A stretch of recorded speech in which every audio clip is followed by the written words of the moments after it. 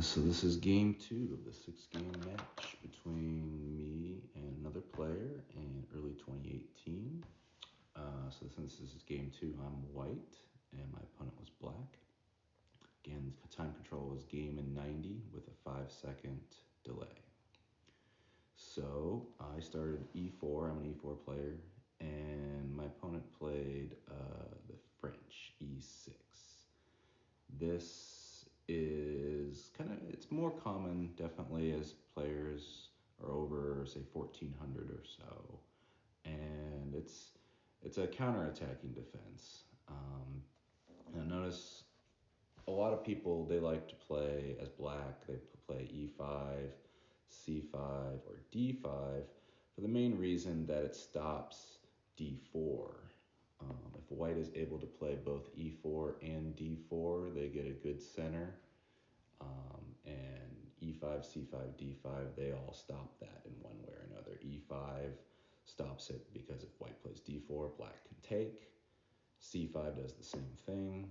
And D5, if white plays D4, black will take on E4. So with the French, white can play D4 right away, and black is not going to be able to take back. Instead, black will still a counterattack with D5, and white could take on D5. White could take. But usually white doesn't want to do this because now notice white and black both have open lines for their bishops. Nobody's ahead on development. It's a pretty even game here. White's still got a slight advantage because white is moving next. But there's not going to be much of an advantage here for white. So this is called the exchange French. Some people like to go into this because there's not a whole lot to remember, not a whole lot of theory, but white really can't claim much of an advantage if he does decide to take. So usually if white wants an advantage, they play Nc3, and black in this game played knight f6, which attacks e4 again, and now I expand e5, and the knight's got to go somewhere. Knight fd7, f4 to support the center more, and c5. And now we kind of see why I played f4. Black's, and pretty much all French's, d4 is the main target for the black pieces. d4 is going to come under constant attack, as we see. c5 is the first move that does it, but there's going to be some others as well. If d4 is undermined, then e5 can become weak. So white played f4 earlier to help support e5. Knight f3 to help support d4. Knight c6, which again attacks the d4 square. Bishop e3 to support d4 once again. And queen b6, which again indirectly attacks d4. It also throws an attack at b2. So let's see, if we count, there's 3 attackers on d4, the queen, the knight on c6, and the pawn. And there's 3 defenders of d4, the white queen, the dark squared bishop on e3, and the knight on f3. But the pawn on b2 is attacked, and there's no defender right now. So I played knight a4, which does 2 things. It attacks the queen and defends the b2 pawn. Queen a5 check. And now c3 solidifies d4 just a little bit more, and it also protects the knight by the queen. The queen now is covering, going diagonal. C takes, knight takes, and then a6. And at this point in the game, I got a little worried because I thought that if black had played knight takes d4, that my knight was going to be in trouble. Because after bishop takes b5, my knight's got nowhere to go, right? My knight can't go to c5. It's covered by both the black knight and the dark squared bishop, and it's only covered by my dark squared bishop, so 2 attackers, 1 defender. Can't go to b6. I don't have time to play b4 because black will just take.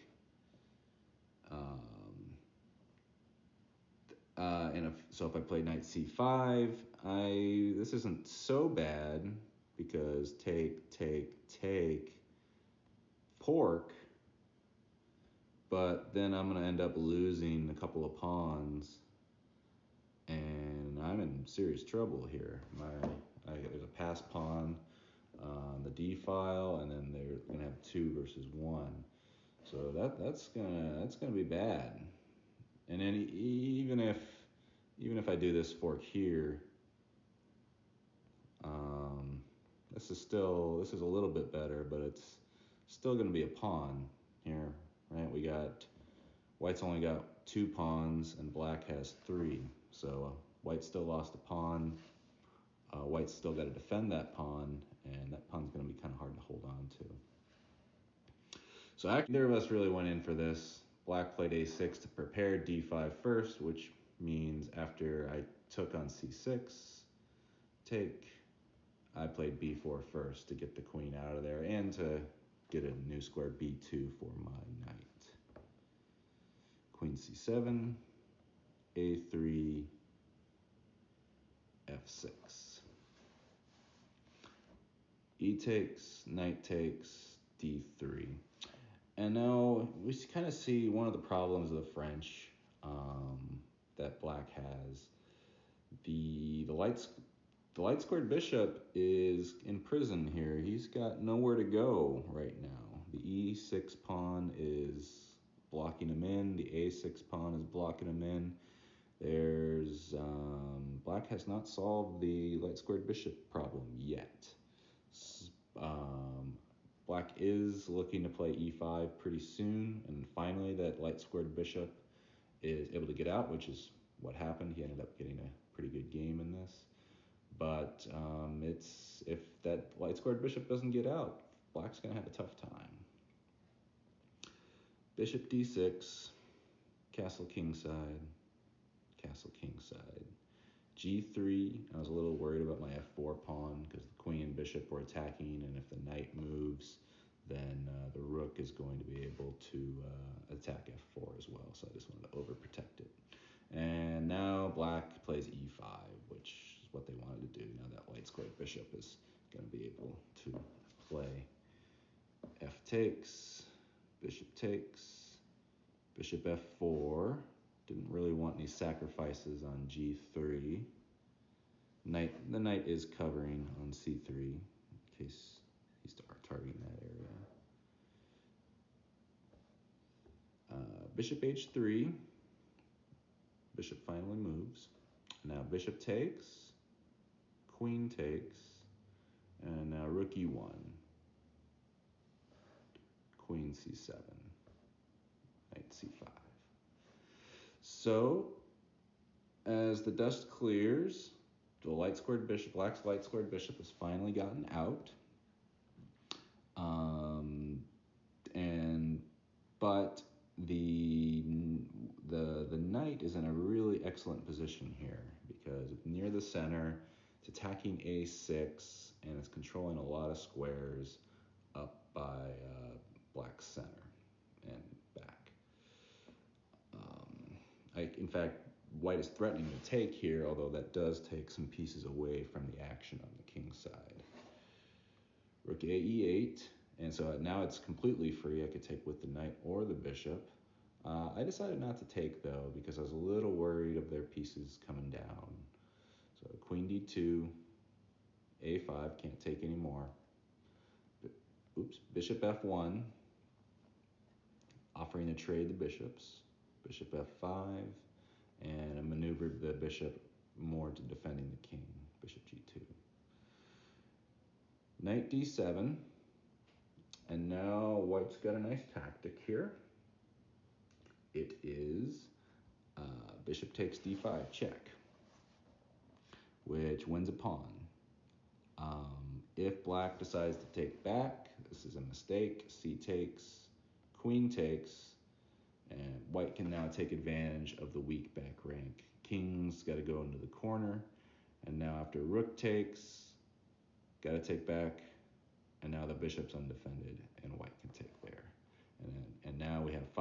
five white pawns versus 3 black pawns. And black can mess up the pawns there with knight takes knight, queen takes, pawn takes. In fact, black's probably going to win a pawn. Well, actually, no, because the weak back rank is still bad. So white could just ignore it and play here. And if black takes, white's got checkmate. So black's got to spend time doing that, and now white holds on to the pawn. It's still a doubled pawn. The kings are going to rush towards the center, but white should win this. Now, if the king just moves away, we don't have those tactics. Because the queen is not going to be on d5.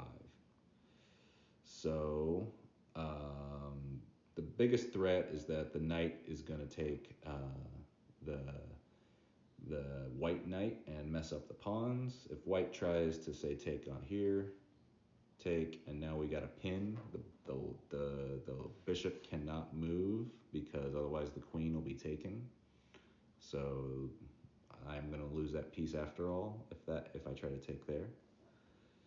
So instead, I tried to wriggle out of it. Knight takes, rook takes e8, rook takes e8, rook e1, offering to trade. If black tries to take here and then take the bishop, this is going to lead to mate. So again, that weak back rank is making all these tactics possible. So played bishop g2, and now discovery attack, knight takes c5. So now the rook is hitting the queen, and black's won a piece here. So it looks like I can't take back because then I'll lose my queen. But actually white can play take c5 because again, if the rook takes, this is mate. So I did offer my queen, but black has to play bishop g6. Black has to decline the queen. Bishop g6. Now rook is threatening to take the queen, so I played queen e3. And we can see that white is now up a pawn. There's no more discoveries, no more pins. White's up a pawn. It is doubled though, so it's not that big of an advantage. Rook c8, queen e6. White is still eyeing that back rank, although the e8 square is covered by both the rook and the bishop. White's also putting additional pressure on c6. It's now attacked by both the white queen and the white bishop, so black's got to be careful. Black's got to keep 2 defenders on c6, otherwise white's going to have a nice pass pawn. Bishop f7. And then I play queen d6 just to inch the queen in further. And if he takes, then I'll have a nice pass pawn. And that's what he did, which I think that was the wrong thing to do. I think he should have moved the queen away, maybe to b7, and try to open up that file. Because the white king is kind of white king is going to be kind of wide open if the white rook decides to move off the first rank. Black took, white took, and now white's got a very far advanced pawn. And black's got to be really careful here, because if that pawn becomes a queen, black's probably going to have to sacrifice the bishop or the rook for it. So black decides to stop it right away, rook d8. And now here I should have played rook d1, which holds on to the pawn. I'm threatening bishop takes pawn. I don't have to win the pawn. Black could play here, and I'd probably just start pushing this pawn, the c pawn, to support the d pawn. And it's still a long slog because the white has to move their king towards the center. But instead, I played rook e7, which was a mistake, and the idea is if rook takes pawn, black rook takes pawn, then rook takes bishop, and I'll trade a pawn for a bishop any day.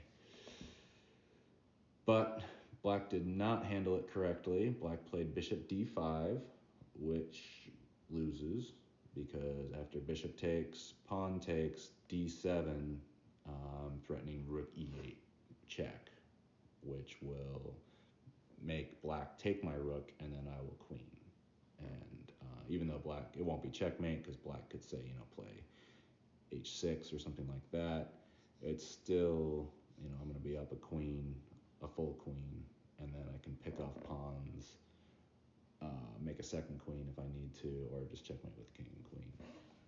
I got my choice of wins. So what should have black done? Well, black, instead of playing bishop d5, the king can just move over to g8. And now the rook is not threatening the bishop anymore. But the rook is attacking the pawn. So if I play d7, then the black king just keeps moving over, and now my rook's under attack. And I can target the a pawn, but I'm going to lose that pawn shortly. And now, even though I still have a passed pawn, I'm still up a pawn. It's a lot further back, and white's got a lot more work to do. White's still better here, but it's not nearly as good a position. But this was the end position. White had just played d7, and black resigned. So I won game 2 as well. So game 3, I'll be back to playing the black pieces, and we'll see if I can continue my win streak.